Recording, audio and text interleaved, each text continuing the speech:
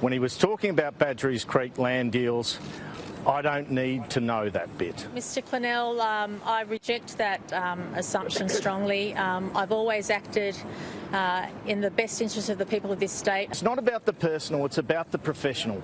Why didn't you pull up Daryl Maguire in any of these phone calls? Why didn't you report any of this behaviour? He was clearly lobbying for developers while you were Premier and he was a parliamentary secretary. Why didn't you act on this, Premier?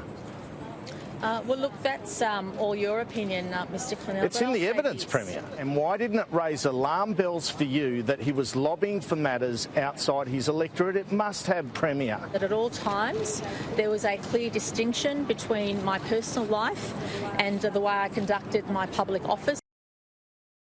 Andrew Clennell, thank you for joining me. Your response to today's findings? Well, not unexpected as far as I was concerned. It was pretty clear she breached the ICAC Act by not reporting Daryl Maguire. When he resigned in 2018, when he was caught on a phone tap commissioning trying to get a commission from a developer while an MP. So I think it's disappointing it's just taken 3 years. Really, I think she could have resigned easily in 2020, but she's a stubborn woman, Gladys Berejiklian. I don't think it's interesting they haven't gone for criminal charges. I guess that's a higher standard of proof. And, it just appears that she's broken the rules more than laws, although Section 11 of the ICAC Act obviously is part of the law. But, she should be relieved about that. I imagine she'll probably look to appeal, as Nick Reiner did. But they seem to have done the work here, which is what they'd argue took them so long in terms of standing up the case against Gladys Berejiklian. She did the wrong thing. And but from the very start there of my reporting career in Macquarie Street, we knew about this section of the ICAC Act where if you knew of potential corruption, you had to report it as a public official. It would come up numerous times. And Gladys Berejiklian was well aware of what she was doing, in my opinion. Look, I agree with you. I thought it was pretty clear-cut when those tapes first emerged a couple of years ago. I said to you at the time, and I was astonished that you were getting so much heat for pursuing this. But the thing is, I want to go back to what you just raised. ICAC says corrupt, but don't face charges. Now, I just wonder whether that shows a lack of confidence in its own judgment. I think it shows more of a lack of confidence in having something found beyond reasonable doubt in front of a jury in terms of a criminal offence. And, for example, there's two things they could have gone for. They could have gone for lying to ICAC or misconduct in public office. And she was pretty evasive in her answers in the stand, so it's obvious that they have the view they couldn't substantiate lying to ICAC.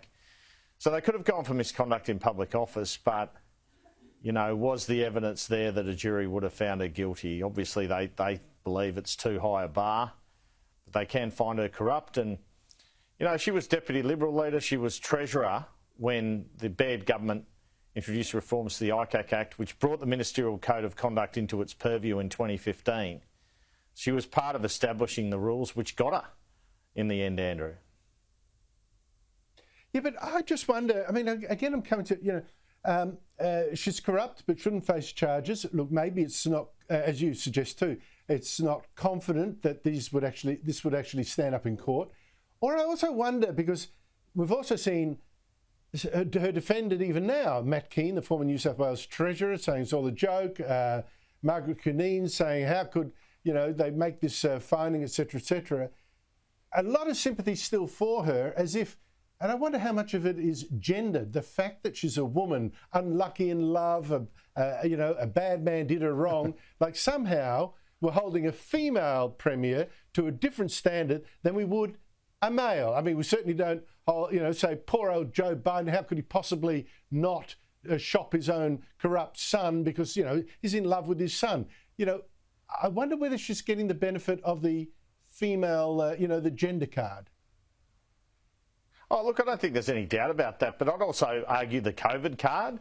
We saw premiers elevated to this special status, and Gladys Berejiklian only won the 2019 election by a couple of seats. She wasn't that popular until COVID, and then her and McGowan and others just became these massive, larger-than-life figures in Australia. I've never seen it before in Australian politics. We're normally sceptical of politicians. So I think she's benefiting from that. Women look at her as a strong woman who can go and become a premier. That doesn't happen that often, and particularly conservative women, it hardly ever happens. So I think that all benefited her, and she was happy to play it. But Gladys Berejiklian's as ruthless a politician as I met, and she used those two cards, frankly, to stay in power. Now, in terms of Matt Kean's been friends with Gladys Berejiklian for a very long time. I would expect nothing less of him being such a loyal friend to her. He backed her into the Premier's job. In terms of Margaret Keane, well, she used to be with the DPP. She's a defence barrister these days, so she defends people who've done the wrong thing for a living.